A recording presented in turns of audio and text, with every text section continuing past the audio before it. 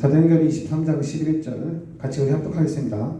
그날 밤에 주께서 바울 곁에 서서 이르시되 담대하라. 내가 예루살렘에서 나의 일을 증언한 것 같이 로마에서도 증언하여야 하리라 하시니라. 아멘. 네, 그날 밤에 주께서 바울 곁에 서서 이르시되, 주께서 바울 곁에 서서 이르시되 담대하라. 담대하라. 내가 예루살렘에서 나의 일을 증언한 것 같이 로마에서도 증언하여야 하리라 하시니라.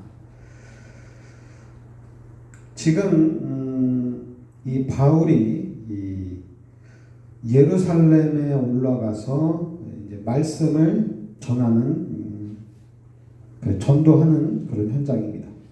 근데 예루살렘에 가서 말씀을 전하는데 이 바울이 붙잡히고 또 매도 맞고 그리고 이제 죽음의 위협까지 당하는 현장입니다.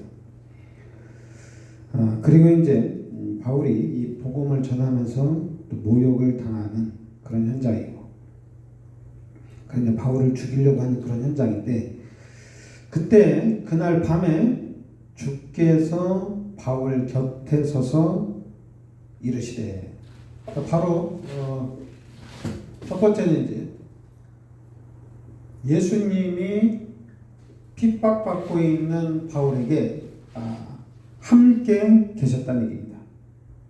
핍박을 받고 있는, 그리고 이제 그러니까 바울이 복음 전하면서 이렇게 핍박받고 그리고 모욕당하고 죽음의 그런 위기 가운데 있는데, 이때도 하나님이 함께 계셨다. 그러면서 시편 23편 4절에는 사망의 음침한 골짜기에서도 하나님이 함께 하신다.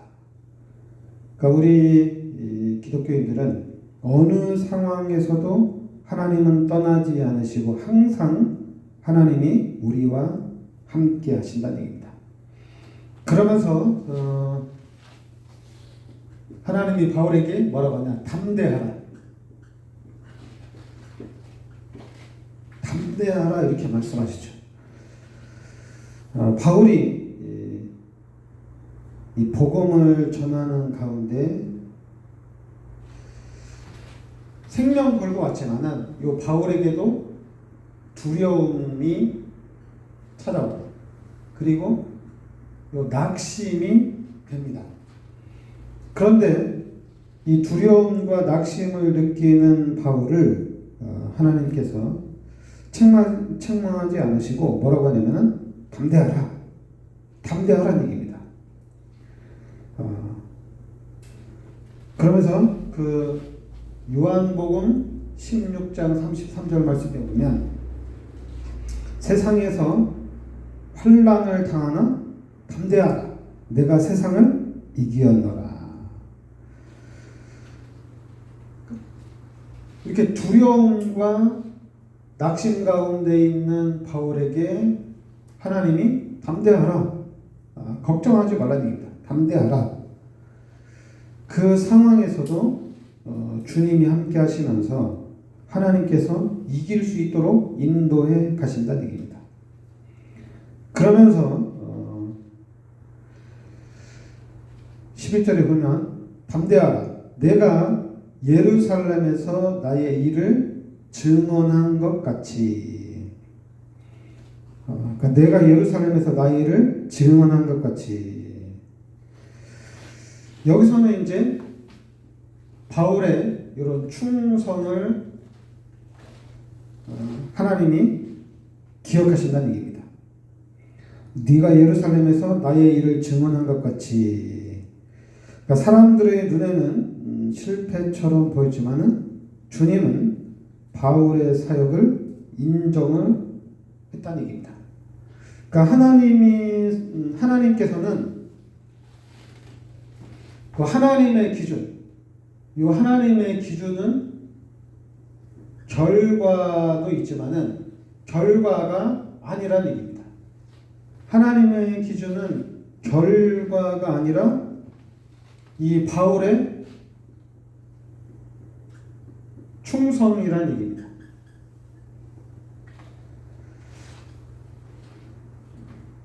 그러면서 이 바울의 수고가 또한 우리의 수고가 당장 열매로 나타나지 않아도 고린도전서 15장 58절에 보면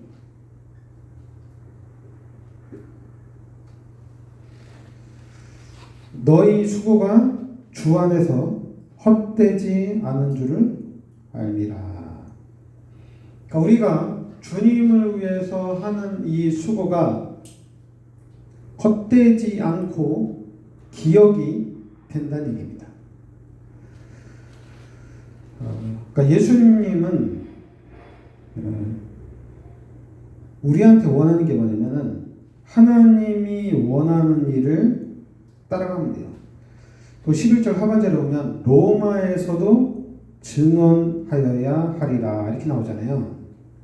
로마에서도 증언하여야 하리라. 이게 뭐냐면은 하나님이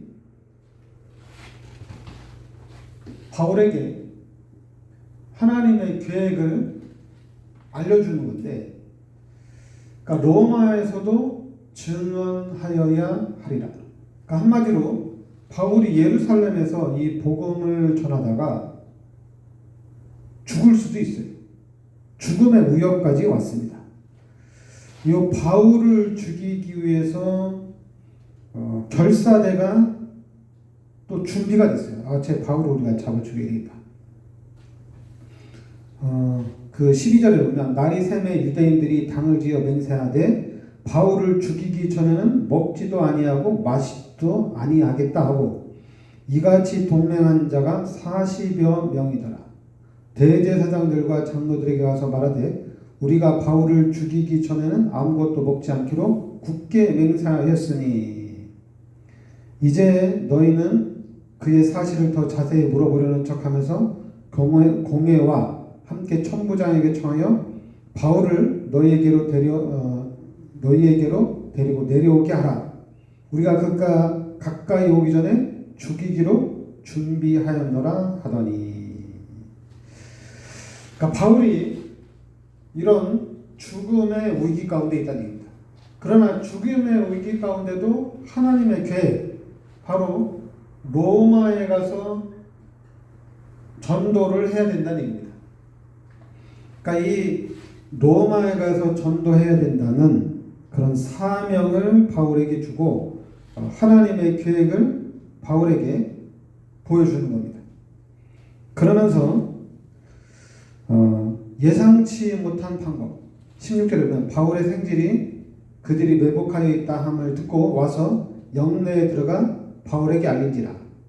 바울이 한 백부장을 청하여 이르되 이 청년을 천부장에게로 인도하라. 그에게 무슨 말이 할 말이 있다 하니. 그러니까 바울이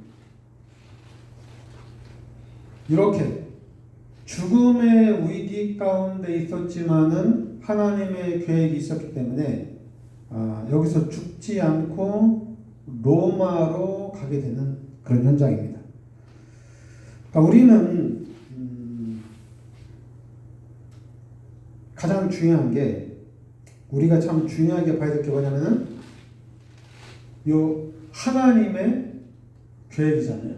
하나님의 계획 속에 우리가 들어가 있느냐 안 들어가 있느냐 이게 좀 중요한 것 같아요. 왜냐하면 나를 향하신 그러니까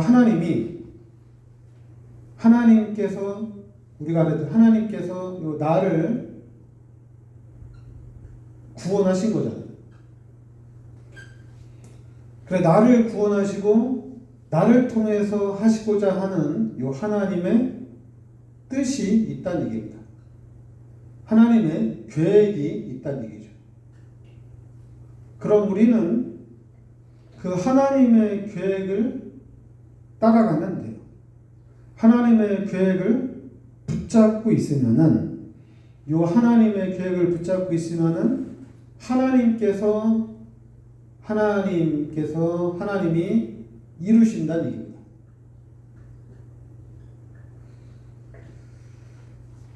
그러니까 저도 하나님이 저를 목사로 세우셨잖아요. 그럼 하나님이 저를 목사로 세우셨다면은 하나님이 저를 목사로 세우셔서 하시고자 하시는 일이 있잖아요. 그럼 저는 그 하나님이 하시고자 하시는 일을 붙잡고 있으면은 하나님이 바울을 사용하신 것처럼 하나님이 나를 통해서 하나님의 일을 이루어 나가신다는 얘기입니다. 그러니까 우리는 하나님의 언약을 붙잡고 하나님의 계획 속에 들어가 있으면 돼요. 그래서 우리 기독교인들이 참 말씀을 우리가 보면 볼수록 현장의 상황에 따라서 이 세상이 흘러가는 것이 아니라 하나님의 계획대로 이 세상은 흘러간다는 얘기입니다. 그러면 우리는 하나님의 계획을 붙잡은 사람들, 하나님의 계획 속에 들어가 있는 사람들 중심으로 이 세상이 움직여진다는 얘기입니다. 그래서 우리 교회가 여러분들이 하나님의 언약 속에 들어가 있다면은, 하나님의 계획 속에 있다면은, 여러분 한 사람 한 사람을 통해서 하나님이 하시고자 하시는 일을 해 나간다는 얘기입니다. 그래서 우리는 그 하나님의 역사 속에서 우리가 하나님의 축복을 누리면 되는 줄 믿습니다. 네, 기도하겠습니다. 하나님의 계획 가운데 바울을 예루살렘에 보내고, 그리고 그 죽음의 위험 가운데서 또 바울을 건져내 주시고, 그리고 하나님의 계획 가운데 로마로 하나님께서 인도하심을 봅니다. 하나님, 우리도 하나님의 계획 속에서 하나님의 인도하시는 그 응답과 축복을 누리게 하여 주시옵소서.